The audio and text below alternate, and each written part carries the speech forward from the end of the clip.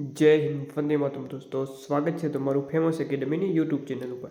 મિત્રો, વનરક્ષકની પરીક્ષા માટે ખૂબ જ ઉપયોગી એવા પર્યાવરણના ખાસ અગત્યના એવા પ્રશ્ન જોઈશું આપણે, જે આપણી વનરક્ષકની આવનારી પરીક્ષામાં બેઠા પૂછાઈ શકે છે। તો ચાલો શરૂઆત કરીએ। ક્વેશ્ચન નંબર 1 છે, નીચેના પૈકી કઈ પરિસ્થિતિ વૈશ્વિક તાપમાનમાં વધારો સૂચવે છે? તો તેમાં મિત્રો છે સમુદ્ર જળમાં વિસ્તરણ, મોસમમાં પરિવર્તન, બરફનું પીગળવું અને જૈવ વિવિધતામાં ઘટાડો। તો આમ આ જે તમામ પરિસ્થિતિ જે છે તે વૈશ્વિક તાપમાનમાં શું કરે છે? તો કે ભાઈ વધારો કરે છે। તો આપણો સાચો જવાબ આવશે ઓપ્શન ડી, આપેલ તમામ। ત્યારબાદનો ક્વેશ્ચન જોઈએ, સેન્ટ્રલ પોલ્યુશન કંટ્રોલ બોર્ડની રચના કયા અધિનિયમ હેઠળ કરવામાં આવી હતી?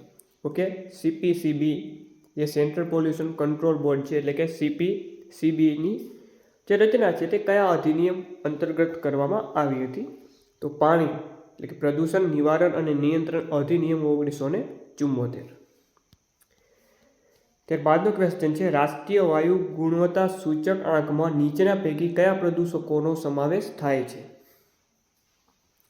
ઓકે, તો તેની અંદર મિત્રો જે પાર્ટિક્યુલેટ મેટર છે, નાઇટ્રોજન ડાયોક્સાઇડ છે અને એમોનિયાનો સમાવેશ થાય છે। પારાનો સમાવેશ થતો નથી, એટલે કે માત્ર 1, 2, 4 આપણો સાચો જવાબ રહેશે। ત્યારબાદનો પ્રશ્ન જોઈએ તો કેન્દ્રીય પ્રદૂષણ નિયંત્રણ બોર્ડ કયા મંત્રાલય હેઠળ કાર્યરત છે? પર્યાવરણ, વન અને આબોહવા પરિવર્તન મંત્રાલય અંતર્ગત। ત્યારબાદનો પ્રશ્ન જોઈએ તો ભારતમાં નેશનલ એર ક્વોલિટી સૂચકાંક ક્યારે લોન્ચ કરવામાં આવ્યો હતો? તો 2014માં। ત્યારબાદનો ક્વેશ્ચન જોઈએ, ક્વેશ્ચન નંબર 6, નીચેના પૈકી કયો જૈવિક અવિઘટનીય કચરો નથી? આમાં જોઈએ તો ઓપ્શન ડી આનો સાચો જવાબ આવશે, મૃત શરીર। ત્યારબાદનો ક્વેશ્ચન છે, નીચેના પૈકી કયો ગૌણ પ્રદૂષક છે? તો એ છે મિત્રો પેરોક્સિટિલ નાઇટ્રેટ। ત્યારબાદનો ક્વેશ્ચન જોઈએ મિત્રો, ક્વેશ્ચન નંબર 8, નીચેના પૈકી કયો ગેસ એસિડ વર્ષાનું કારણ બને છે? તો એ છે મિત્રો એસિડ વર્ષાનું જે કારણ છે તે મિત્રો છે સલ્ફર ડાયોક્સાઇડ અને નાઇટ્રસ ઓક્સાઇડ। ત્યારબાદનો ક્વેશ્ચન જોઈએ તો નીચેના પૈકી કયો અજૈવિક પ્રદૂષક ભૂમિગત જળનો પ્રદૂષિત કારક છે? તો એ છે મિત્રો આર્સેનિક। નીચેના પૈકી કઈ સંકલ્પના વાયુ પ્રદૂષણ સાથે સંકળાયેલ નથી? તો એ મિત્રો સાચો જવાબ આવશે યુટ્રોફિકેશન। ત્યારબાદનો ક્વેશ્ચન છે, ઇન્ડોર પ્રદૂષકોમાં નીચેના પૈકી કોનો સમાવેશ થાય છે? તો લેડ, જંતુનાશક, રેડોન અને VOC તમામનો સમાવેશ થાય છે, એટલે ઓપ્શન ડી આનો સાચો જવાબ બનશે। ત્યારબાદનો ક્વેશ્ચન જોઈએ, નીચેના પૈકી કયું યુગ્મ સાચું નથી? તો સલ્ફર ઓક્સાઇડ આંખો અને ગળામાં બળતરા કરે, આ સાચી વાત છે। મર્ક્યુરી તો ચેતાતંત્રમાં ગડબડ, મીનામાટા, સાચી વાત। ક્લોરોફ્લોરોકાર્બન ઓઝોન સ્તરમાં ઘટાડો, સાચી વાત। સિલિકા ડસ્ટ હૃદય પર અસર, આ ખોટું છે, એટલે કે ફાઇનલ જવાબ આવશે આપણો ઓપ્શન ડી। ત્યારબાદનો ક્વેશ્ચન જોઈએ, નીચેનામાંથી કયું ગ્રાઉન્ડ લેવલ ટ્રોપોસ્ફિયર ઓઝોનના નિર્માણમાં ફાળો આપતું નથી? તો એ મિત્રો આવશે કાર્બન ડાયોક્સાઇડ, CO2।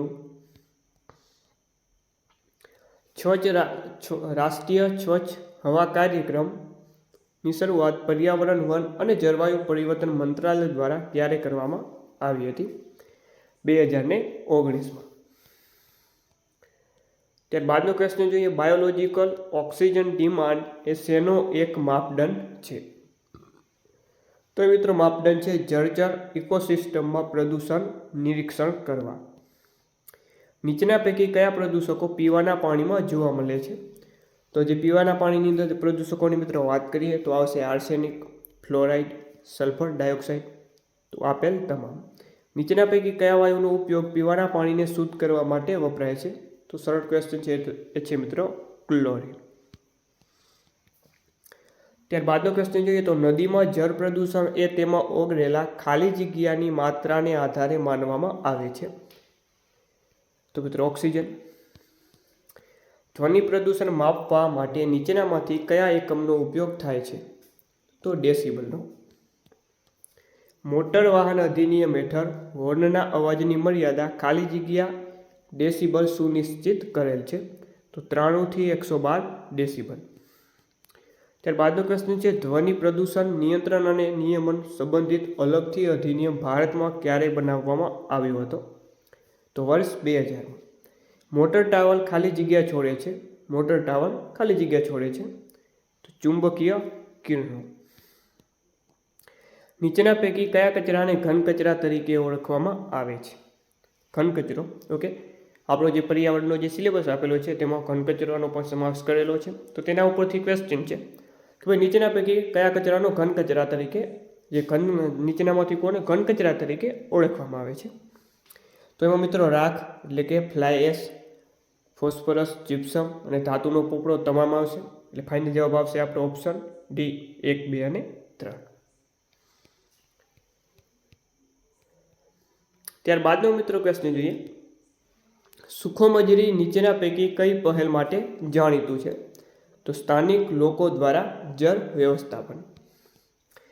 ત્યારબાદનો ક્વેશ્ચનની વાત કરીએ તો જમીન પ્રદૂષણના નીચેના પૈકી શું પરિણામ હોઈ શકે?